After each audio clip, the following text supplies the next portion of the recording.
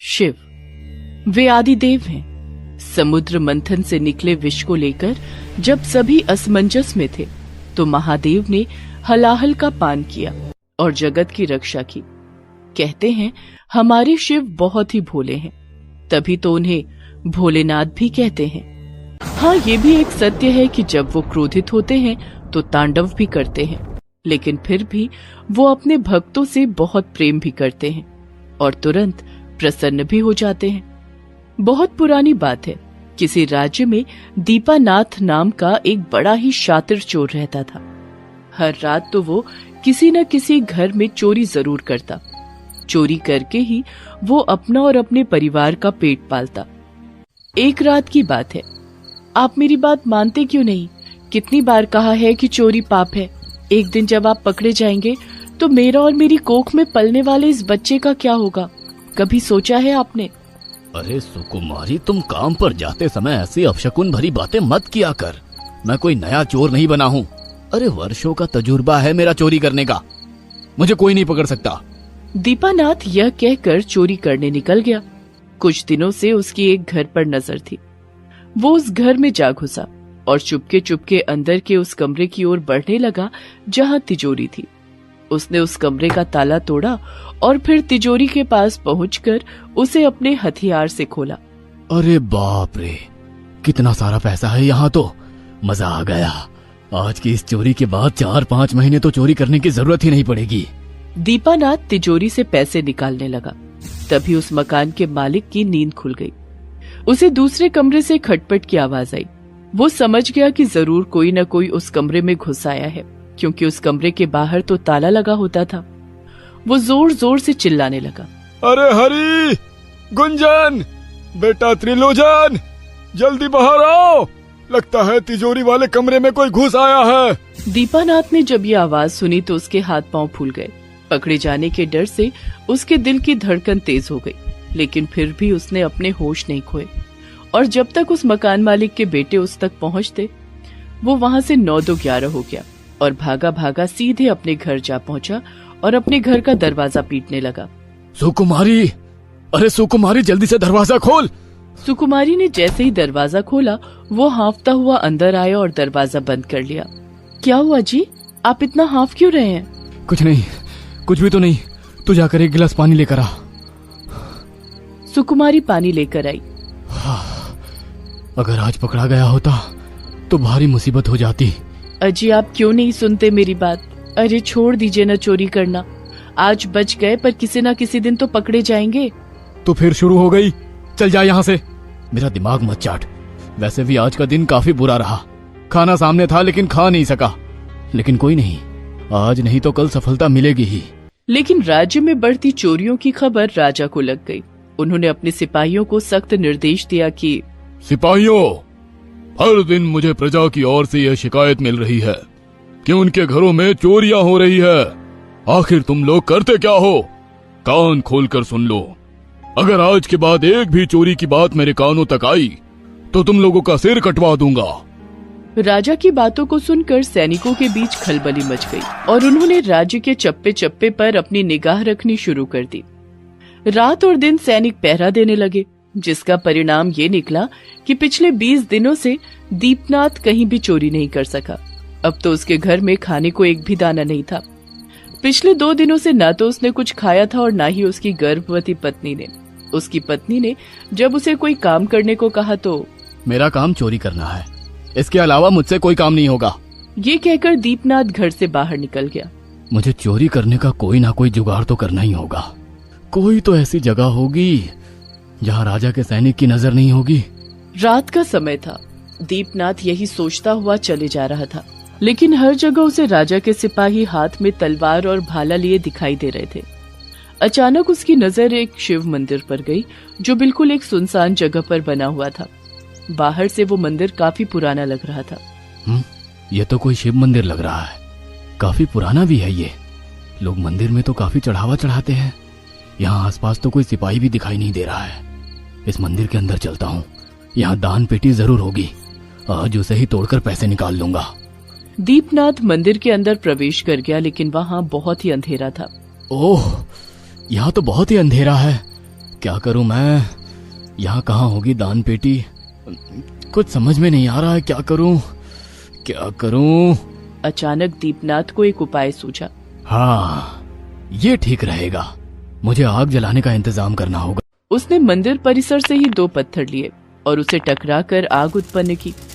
जैसे ही आग उत्पन्न हुई, उसने अपने कपड़े उतारे और उसे एक लकड़ी में लपेटकर उसे मशाल की तरह जलाया। पल में ही पूरा मंदिर रोशनी से भर गया। लो, हो गई रोशनी। रोशनी होते ही उसकी नजर शिवलिंग के ऊपर लगे सोने के घड़े पर गई, जिस घड़े से अब भी पानी टपक रहा था और भोले बाबा का जलाभिषेक हो रहा था। उस सोने के घड़े को देखकर दीपनाथ की आंखें चौंधी आ गई। अरे, ये तो सोने का घड़ा लग रहा है। दान पेटी तो यहाँ दिख नहीं रही है। हाँ, इस सोने के घड़े को ही ले चलता हूँ। इसे बेचकर तो कई दिन आराम से जिंदगी काटी जा सकती है। लेकिन वो सोने का घड़ा थोड़ा ऊपर था, इसलिए दीपनाथ का हाथ वहां तक नहीं पहुंच रहा था। अरे, क्या करूं मैं? मेरा हाथ तो वहां तक पहुंच ही नहीं रहा है। क्यों ना मैं शिवलिंग पर चढ़ जाऊं? हाँ, ये ठीक रहेगा। शिवलिंग पर चढ़ने से मैं आराम से उस सोने के घड़े तक पहुंच जाऊंगा। ये सोचकर लालच का मारा दीपनाथ भगवान भोलेनाथ के शिवलिंग पर चढ़ गया और उस सोने के घड़े को उतारने की कोशिश करने लगा। तभी अचानक वहां एक रोशनी सी चमकी और साक्षात भगवान शिव वहां प्रकट हो गए। उनके हाथों में त्रिशूल और उनकी बड़ी बड़ी आंखों को देखकर दीपनाथ डर के मारे थर-थर कांपने लगा। भगवान भगवान भोलेनाथ, आप मुझे माफ कर दीजिए। मुझसे गलती हो गई, मुझे माफ कर दीजिए। क्या हुआ दीपनाथ?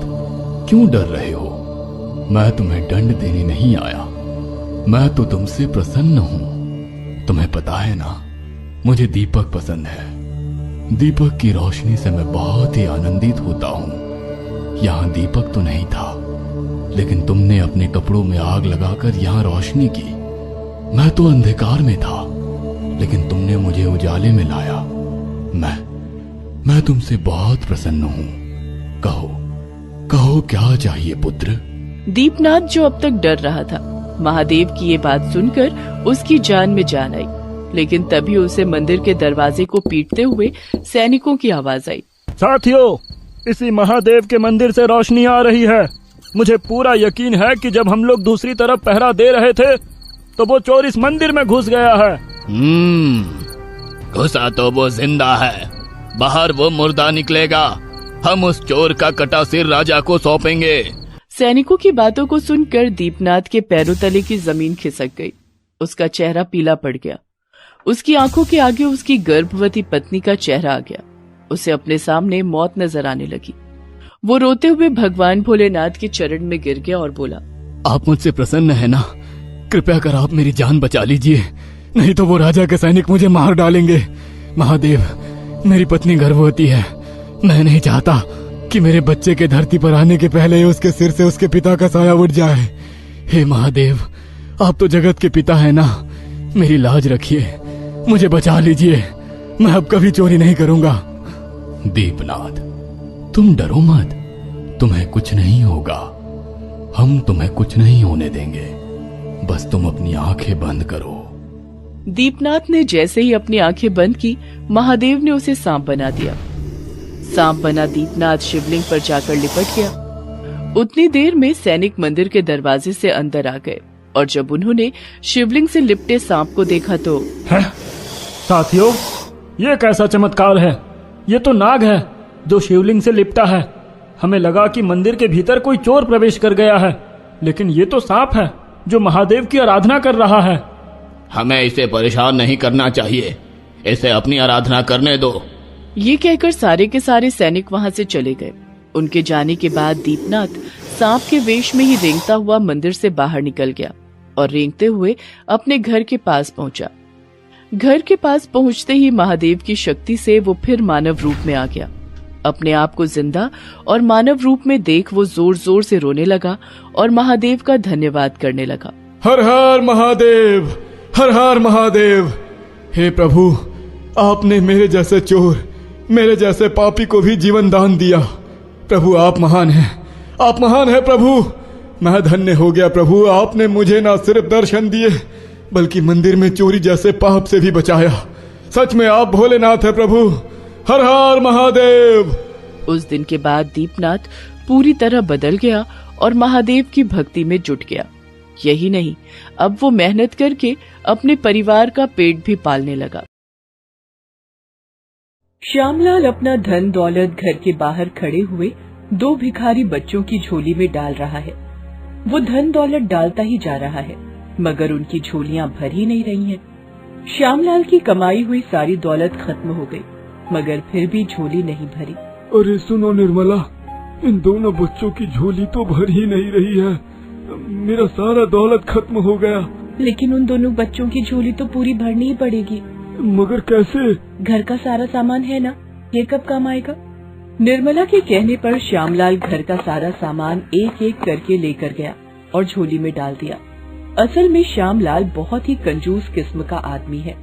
वो व्यापारी है और व्यापार से अच्छी कमाई भी होती है, मगर कमाए हुए पैसे वो सिर्फ बचा कर रख देता है। दान करना तो उसके लिए पैसा बर्बाद करने के बराबर है। एक दिन श्यामलाल और उसकी पत्नी निर्मला कमरे के अंदर बैठे हुए हैं। उसी वक्त घर के बाहर एक बूढ़ी भिखारन आती है। श्यामलाल और निर्मला कमरे के अंदर बैठे हुए हैं। बाहर से एक बूढ़ी भिखारन की आवाज आती है, घर पर कोई है? मैंने 2 दिन से कुछ नहीं खाया, दया करके कुछ दे दो, भगवान आप लोगों का भला करेगा। बूढ़ी भिखारन की आवाज सुनकर निर्मला को बहुत दया आती है। वो श्यामलाल से कहती है, सुन रहे हो जी, एक बूढ़ी भिखारन आई है, लगता है बहुत ही भूखी है, मुझे कुछ पैसे दे दो, मैं देकर आती हूँ। अरे पागल हो गई हो क्या? ये मेरी मेहनत की कमाई है, ऐसे ही किसी को भी दे दूं? हैं? तुम चुपचाप बैठी रहो। श्यामलाल की बात सुनकर निर्मला चुप हो गई। कोई जवाब न मिलने पर वो बूढ़ी भिखारन भी चली गई। श्यामलाल खुश हुआ क्योंकि उसका पैसा बच गया, मगर निर्मला को बहुत बुरा लगा। सुनो जी, आप दान क्यों नहीं करते हैं? दान करने से पुण्य मिलता है और उससे भगवान खुश होते हैं। अरे निर्मला, ये सब कही सुनी बातें हैं। भगवान दान से नहीं, केवल पूजा करने से खुश होते हैं। मेरा कमाया हुआ पैसा मैं भला किसी को क्यों दूं? श्यामलाल की कंजूसी के बारे में सबको पता है, इसीलिए सभी उसको चिढ़ाते हैं। सब लोग श्यामलाल को कंजूस श्यामलाल कहकर बुलाते हैं। वो देख, कंजूस श्यामलाल जा रहा है, वो देख। इसमें देखने वाली क्या बात है भाई, वो तो बचपन से ही कंजूस है। वो बात तो है, चल उसके पास चल, उससे गरीब उपचारी समिति के लिए कुछ चंदा मांग लेते हैं। अरे क्यों अपना समय बर्बाद कर रहा है? हाँ, वो देने वालों में से नहीं है भाई। अरे चल तो सही। दोनों उठकर चले जाते हैं श्यामलाल के पास। क्या बात है भाई? वो चंदा चाहिए था श्यामलाल जी। चंदा? अरे किस बात का? अभी तो कोई पूजा भी नहीं है। अरे श्यामलाल जी, हम एक गरीब उपचारी समिति चलाते हैं। ये समिति गरीबों को मुफ्त में खाना और कपड़ा देती है, उसी के लिए चंदा मांगने आए हैं। मगर मेरे पास तो पैसे नहीं है, मैं भी तो गरीब आदमी हूँ। एक काम करो, मेरे घर भी कुछ खाना और कपड़ा भेज देना, मेरी गरीबी दूर हो जाएगी। श्यामलाल चला जाता है। देखा कैसे उल्टा सीधा बात करके चला गया। मैंने पहले ही कहा था कि अपना समय बर्बाद मत कर। आज इस बात का चंदा, कल उस बात का चंदा है। ऐसे ही चंदा देता रहा तो मैं कभी अमीर नहीं बन पाऊंगा। श्यामलाल बहुत अमीर होना चाहता है, इसीलिए दिन भर व्यापार संभालता है और घर लौटकर भगवान की पूजा करता है, ताकि भगवान उसे बहुत धन दौलत दे। भगवान से उसको बस एक ही चीज चाहिए और वो है धन दौलत। श्यामलाल शिव पार्वती जी का बहुत बड़ा भक्त है, इसलिए वो सुबह शाम बस उन दोनों की पूजा करता है। हे शिव जी, हे पार्वती माँ, मुझे ढेर सारा धन दौलत दीजिए, ढेर सारा पैसा दीजिए। वो हफ्ते में एक बार मंदिर जरूर जाता है।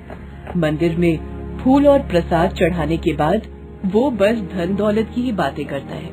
ऐसे ही एक दिन वो मंदिर में जाकर भगवान से धन दौलत मांग रहा था। उसी वक्त शिव जी और पार्वती जी कैलाश पर्वत पर बैठे हुए थे।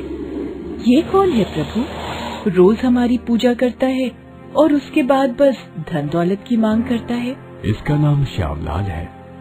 ये नादान है, इसके लिए दान करना कोई मायने नहीं रखता। इसे लगता है बस पूजा करने से इसको बहुत धन दौलत मिल सकता है। फिर तो इसे दान करने का मूल्य सिखाना ही पड़ेगा। ये हमारा भक्त है, इसको सही रास्ता दिखाना हमारी जिम्मेदारी है। तुम क्या कहना चाहती हो पार्वती? पार्वती जी शिव जी को कुछ बताती हैं। शिव जी सुनते हैं। उधर श्यामलाल अभी भी मंदिर में शिव जी और पार्वती जी की मूर्ति के सामने हाथ जोड़कर खड़ा है।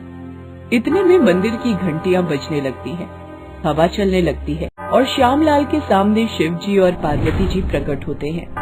श्यामलाल आश्चर्यचकित हो जाता है। शिव जी, पार्वती जी, ये मैं क्या देख रहा हूँ? हे प्रभु, हे माता, आज मेरा जीवन धन्य हो गया। श्यामलाल, हम तुझसे कुछ चाहते हैं। बोलिए प्रभु, आप दोनों के लिए तो जान भी हाजिर है। हमें तेरी जान नहीं चाहिए, हम चाहते हैं कि तू 2 गरीब भिखारियों की मदद करे। बस दोनों की खाली झोली पूरी भर देना। ठीक है माँ। याद रहे श्यामलाल, झोली पूरी भरनी है, थोड़ा सा भी खाली ना रहे, ये हमारा आदेश है। ठीक है प्रभु, मैं वचन देता हूँ, मैं मेरे कमाए हुए पैसों से 2 गरीब भिखारियों की झोली भर दूंगा। ये सुनते ही शिव जी और पार्वती जी अदृश्य हो गए। श्यामलाल घर लौटा और निर्मला को सब कुछ बताया। निर्मला खुश हुई। ये तो बहुत अच्छी बात है जी, आप भाग्यवान हैं। हाँ, ये बात तो है, मगर अब मुझे 2 भिखारियों को ढूंढना पड़ेगा जिनकी झोली छोटी हो। ये क्या बात हुई जी, यहाँ पर भी कंजूसी?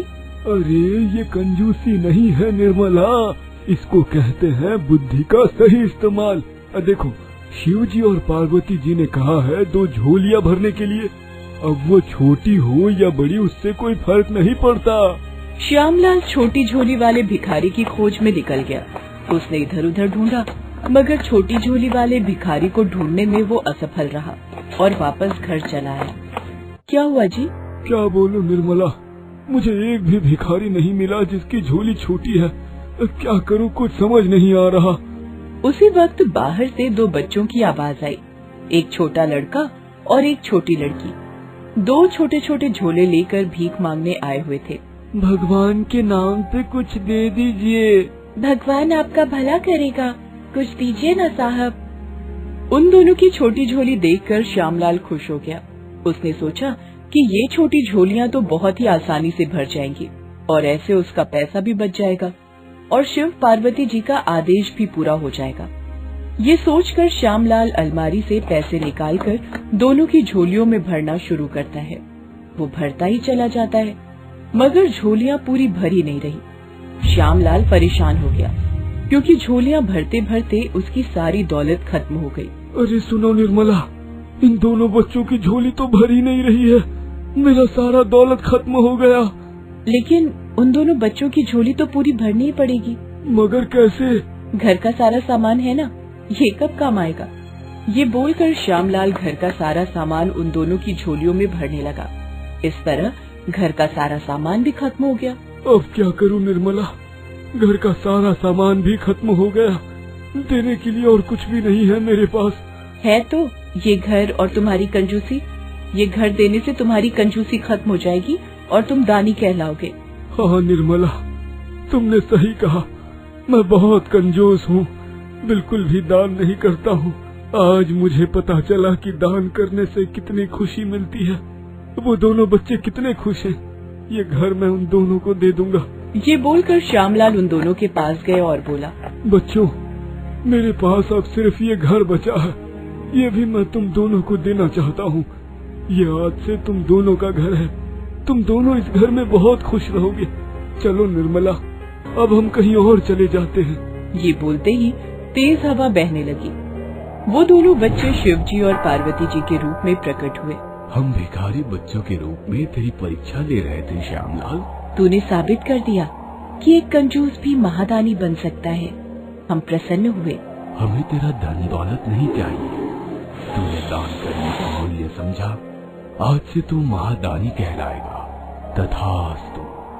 आशीर्वाद देकर शिव जी और पार्वती जी अदृश्य हो गए। श्यामलाल का घर फिर से पहले जैसा हो गया। घर का सारा सामान वापस आ गया। श्यामलाल का धन दौलत भी कई गुना बढ़ गया। इसके बाद से श्यामलाल रोज कुछ न कुछ दान करता रहा और गरीबों का मसीहा बन गया।